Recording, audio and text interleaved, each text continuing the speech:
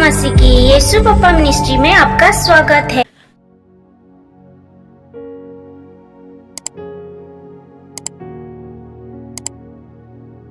भजन संहिता अध्याय 58 अन्याय के खिलाफ प्रार्थना। हे मनुष्य, क्या तुम सचमुच धार्मिकता की बात बोलते हो? और हे मनुष्य वंशियों, क्या तुम सिधाई से न्याय करते हो? नहीं, तुम मन ही मन में कुटिल काम करते हो। तुम देश भर में उपद्रव करते जाते हो। दुष्ट लोग जन्मते ही पराई हो जाती है।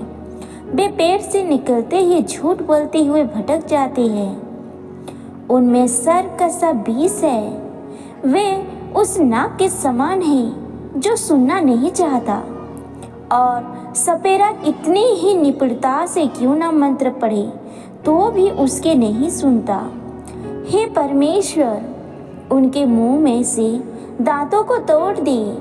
हे यहोवा, उन जवान सिंहों की दाढ़ों को उखाड़ डाल। वे धूल कर बहते हुए पानी के समान हो जाए। जब वे अपने तीर चढ़ाए तब तीर मानो दो टुकड़े हो जाए। वे घोंघे के समान हो जाए जो धूल कर नाश हो जाता है, और स्त्री के गिरे हुए गर्भ के समान हो जिसने सूरज को देखा ही नहीं। इससे पहले कि तुम्हारी हड्डियों में कांटों के आंच लगे, हरे वल जले दोनों के वह बवंडर से उड़ा ले जाएगा। परमेश्वर का ऐसा पलटा देखकर आनंदित होगा। वह अपने पाप दुष्ट के लहू में धोएगा। तब मनुष्य कहने लगेंगे, निश्चय धर्मी के लिए फल है, निश्चय परमेश्वर है जो पृथ्वी पर न्याय करता है। रक्षा के लिए प्रार्थना। हे मेरे परमेश्वर, मुझको शत्रुओं से बचा। मुझे ऊंचे स्थान पर रखकर मेरे विरोधियों से बचा। मुझको बुराई करने वालों के हाथ से बचा, और हत्यारों से मेरा उद्धार कर, क्योंकि देख, वे मेरी घात में लगे हैं। हे यहोवा, मेरा कोई दोष या पाप नहीं है, तो भी बलवंत लोग मेरे विरुद्ध इकट्ठे होते हैं। मैं निर्दोष हूँ, तो भी वे मुझको लड़ने को मेरी ओर दौड़ते हैं। जाग और मेरी मदद कर, और यह देख, हे सेनाओं के परमेश्वर यहोवा, हे इज़राइल के परमेश्वर, सब अन्य जातियों को दंड देने के लिए जाग। किसी विश्वासघाती अत्याचारी पर अनुग्रह ना कर। वे लोग सांझ को लौटकर कुत्ते के समान घुराते हैं और नगर के चारों ओर घूमते हैं।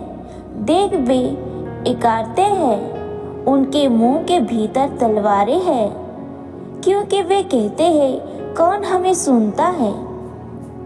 परंतु हे यहोवा, तो उन पर हंसेगा, तो सब अन्य जातियों को उपहास में उड़ाएगा।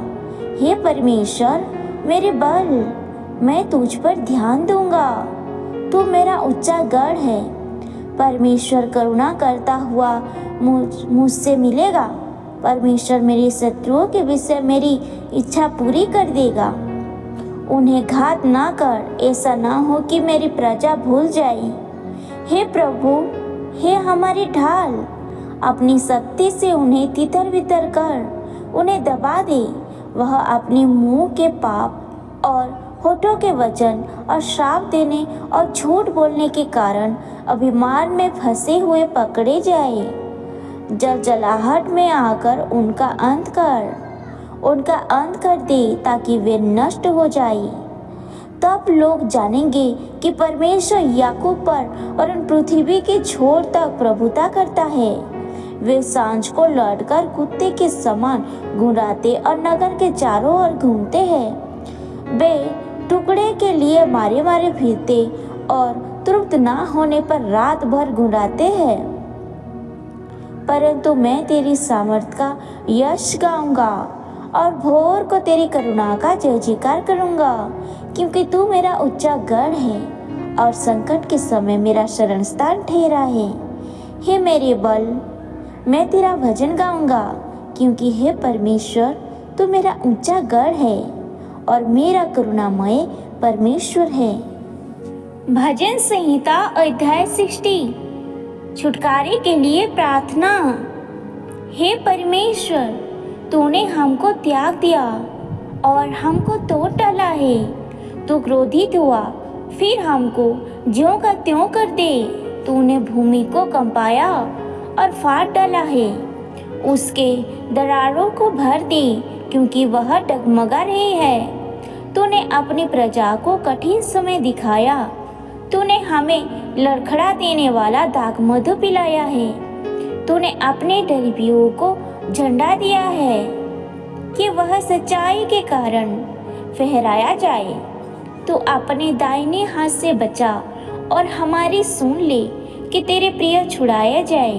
परमेश्वर पवित्रता के साथ बोला है, मैं प्रफुल्लित होऊंगा।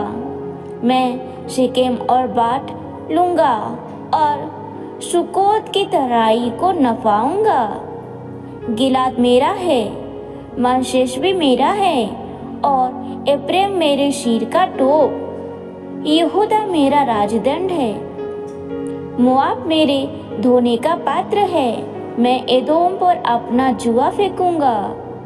हे फलिस्तीन, मेरे ही कारण जय जयकार कर। मुझे गढ़वाली नगर में कौन पहुंचाएगा? एदोम तक मेरी अगुवाई किसने की है? हे परमेश्वर, क्या तूने हमको त्याग नहीं दिया? हे परमेश्वर, तू हमारी सेना के साथ नहीं जाता। शत्रु के विरोध हमारी सहायता कर, क्योंकि मनुष्य की सहायता व्यर्थ है। परमेश्वर की सहायता से हम वीरता दिखाएंगे, क्योंकि हमारे शत्रुओं को वही रोदेगा।